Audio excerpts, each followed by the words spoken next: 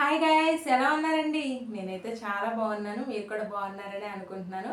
ఈరోజు అయితే ఒక మంచి ఇన్ఫర్మేషన్తో వీడియోతో స్టార్ట్ చేస్తున్నానండి. అది ఇన్ఫర్మేషన్ అంటే ఒక మంచి గుడ్ న్యూస్ అనమాట. ఎవరికి అంటే వర్క్ ఫ్రమ్ హోమ్ జాబ్స్ కోసం అంటే కౌశలం సర్వే కింద రిజిస్ట్రేషన్ అయిన వాళ్ళందరూ ఎవరైతే వెయిట్ చేస్తున్నారో జాబ్స్ కోసం వాళ్ళందరికీ ఒక మంచి గుడ్ న్యూస్ అనమాట. ఇలాగా వర్క్ ఫ్రమ్ హోమ్కి ఈ నెల 16th అయితే ఎగ్జామ్ ఉంటుందని చెప్పారు. ఈ మంత్లోనే మళ్ళీ ఇంటర్వ్యూ కూడా ఉంటుందని చెప్పారు కదా. అయితే ఆ ఇంటర్వ్యూకి ఈ ఎగ్జామ్కి ముందు సచివాలయంలోనే ఎగ్జామ్ కూడా జరిగిద్దని చెప్పారు. అందుకని సచివాలయం సిబ్బందికి ఎగ్జామ్ అనేది సచివాలయంలో జాబ్ చేస్తున్న సచివాలయం వాళ్ళకి ఎగ్జామ్ అనేది పెడుతున్నారు. మీకైతే క్లారిటీగా అర్థమైంది కదా. ఎందుకు అసలు వాళ్ళకి ఎందుకు ఎగ్జామ్ పెడుతున్నారు, అదేంటి మనకి ఎగ్జామ్ అని చెప్పారు కదా. అయితే వాళ్ళకి ఎందుకు ఎగ్జామ్ పెడుతున్నారు, ఎప్పుడు ఎగ్జామ్ పెడుతున్నారు, మనకి ఎప్పుడు ఎగ్జామ్ పెడతారు, మనకి ఎప్పుడు ఇంటర్వ్యూ చేస్తారు, మనకి జాబ్స్ అసలు ఎప్పుడు ఇస్తారు అనేది చాలామంది ఎదురు చూస్తున్న ఒక క్వశ్చన్ అనమాట అందరికీ. అయితే నాకు తెలిసిన ఇన్ఫర్మేషన్ ఏంటంటే సచివాలయం వాళ్ళకైతే ఎగ్జామ్ అనేది పెడుతున్నారు. ఎవరికంటే డిజిటల్ అసిస్టెంట్ ఉంటారు కదండి, ఇంజనీరింగ్ అసిస్టెంట్ ఉంటారు కదా, వాళ్ళిద్దరూ ఉంటారు కదా సచివాలయంలో, వాళ్ళిద్దరికీ కూడాను ఎగ్జామ్ అనేది కండక్ట్ చేస్తున్నారు.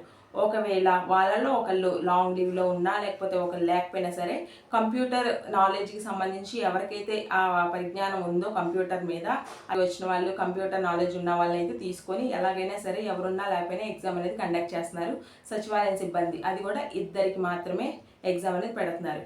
అది ఎప్పుడు పెడుతున్నారు అని అంటే November 6 అంటే రేపే ఎగ్జామ్ అండి.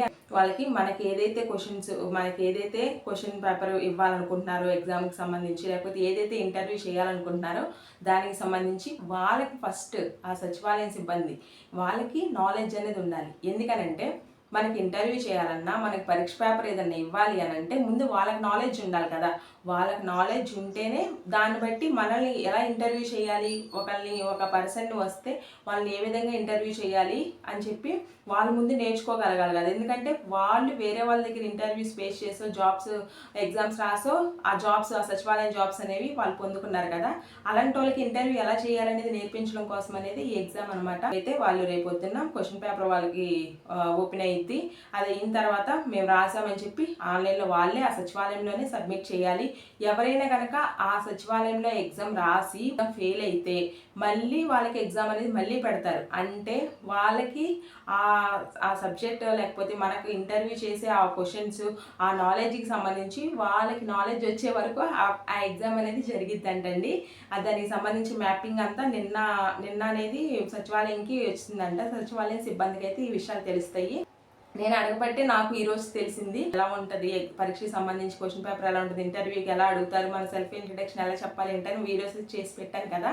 అందువల్ల ఇంకా ఏదైనా అప్డేట్ ఉందా ఏంటి 16వ తారీఖు అంటే ఎందుకు ఏం చెప్పట్లేదని చెప్పి నేను రోజు కనుక్కుంటున్నానండి. అసలు వీడియోస్ చేయాలి, మీకు తెలియజేయాలని చెప్పి. అందువల్ల నాకు తెలిసిన నాలెడ్జ్ అయితే ఇదండి. ఇంకొకటి అండి, 50-50 ఛాన్సెస్ కింద ఏంటంటే వాళ్ళకి పరీక్ష పెట్టేది మన పరీక్ష పేపర్ ఎలా ఉంటుంది అనే దానికన్నా మనల్ని ఇంటర్వ్యూ ఎలా చేయాలి, వాళ్ళని అడిగితే ఏమన్నారంటే నాతో అంటే ఎలా చేయాలనేది మాకు ఒక అవగాహన ఉండాలి కదా, అందువల్ల మాకు ఎగ్జామ్ పెడుతున్నారు. ఆ ఎగ్జామ్లో మీకు ఇంటర్వ్యూ ఎలా చేయాలనే దాని గురించి మాకు క్వశ్చన్స్ ఉంటాయి కాబట్టి ఎగ్జామ్ గురించి అయితే మాకు అప్డేట్ ఏం రాలేదు అని చెప్పి అన్నారు. అంటే దీన్ని బట్టి ఎగ్జామ్ అనేది ఉండొచ్చు, ఉండకపోవచ్చు, కాబట్టి భయం లేదు. కానీ ఇంటర్వ్యూ అనేది పక్కాగా ఉంటుందండి. ఎలాగా ఎగ్జాంపుల్ ఎలా చెప్పారంటే నాకు అప్పట్లో లాస్ట్ గవర్నమెంట్ ఉన్నప్పుడు వాలంటీర్స్ని తీసుకున్నప్పుడు అంటే పంచాయతీలో పెద్ద ఎవరైతే ఉంటారో వాళ్ళ దగ్గర తీసుకెళ్ళి మనం ఆ ఊరు వాళ్ళమా కాదా చూసి వాలంటీర్గా సెలెక్ట్ చేసి మనకైతే జాబ్స్ ఇచ్చారు, గుర్తుందా? ఇంటర్వ్యూస్ అడిగారు.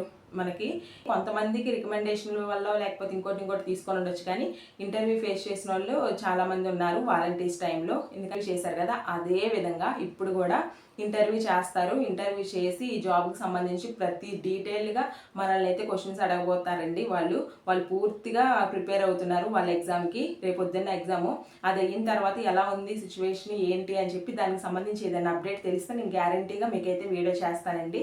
కాబట్టి మీరు మాత్రం ప్రిపేర్డ్గా ఉండండి. ముందు ఇంటర్వ్యూ ఎలాగ ఫేస్ చేయాలి ఏంటనేది భయపడొద్దు. నేను ఒక వీడియో చేశాను, మార్నింగ్ పెట్టాను నేను ఆ వీడియో. నేను ఇచ్చిన క్వశ్చన్ పేపర్ కానీ ఇంటర్వ్యూ కానీ కొంచెం టఫ్గానే ఉంది అని చెప్పి కామెంట్ పెడుతున్నారు, బుర్రపోయింది అది ఇదని.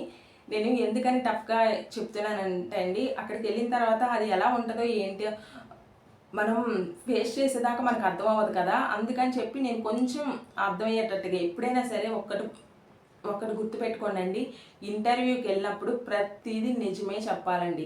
నేను నేర్చుకున్న ఎక్స్పీరియన్స్ ప్రకారం చెప్తున్నాను. ఇంటర్వ్యూకి వెళ్ళినప్పుడు నిజమే చెప్పాలి. బ్యాంకింగ్ ఎగ్జామ్స్ రాస్తాము, ఇంటర్వ్యూస్కి వెళ్తామని చెప్పా కదా, ఇంటర్వ్యూస్కి వెళ్ళినప్పుడు మన ప్రతి పిన్ టు పిన్ డీటెయిల్స్ వాళ్ళ దగ్గర ఉంటాయి. అయినా సరే మనం ప్రతిదీ క్వశ్చన్స్ అడుగుతారు. మన ఊళ్ళో మనం ఏదైనా మన ఊరి పేరు చెప్పి మన పలానా ఊరు నుంచి వచ్చాము, లేకపోతే విజయవాడ అనుకోండి, విజయవాడ నుంచి వచ్చాను అంటే విజయవాడలో ఫేమస్ ఏంటి, టెంపుల్ ఏంటి, విజయవాడలో ఫేమస్ టెంపుల్ అని కూడా అడగరు, విజయవాడలో ఫేమస్ ఏంటి అలా అడుగుతారనమాట. అంత పిన్ టు పిన్ వాళ్ళకి డీటెయిల్స్ ఉంటాయి. మనం కాబట్టి అబద్ధాలు చెప్పకుండా ఇంటర్వ్యూలో మనకి హాబీస్ ఏమైనా ఉన్నాయంటే రీడింగ్ బుక్స్, లేకపోతే రైటింగ్ స్టోరీస్, లేకపోతే ఇంకోటి చాలా చాలా చెప్తాం కదా, అంటే మనకి హాబీస్గా ఎన్ని నిజాలే చెప్పాలన్నమాట. వాళ్ళ దగ్గర ఎలాగా చెప్పాలి ఏంటి సెల్ఫ్ ఇంట్రడక్షన్ అనేది నేను వీడియో చేశాను. మీకు ఎవరికైనా ఇంట్రెస్ట్ ఉంటే కనుక అది ఖచ్చితంగా చూడాల్సిన వీడియోనండి. నేను పరీక్ష పేపర్ కూడా పెట్టాను, అది ఎలా ఉండబోతుంది ఏంటని చెప్పి ఇంటర్వ్యూ కూడా పెట్టాను ఈరోజు మార్నింగ్, అది కూడా చూడండి.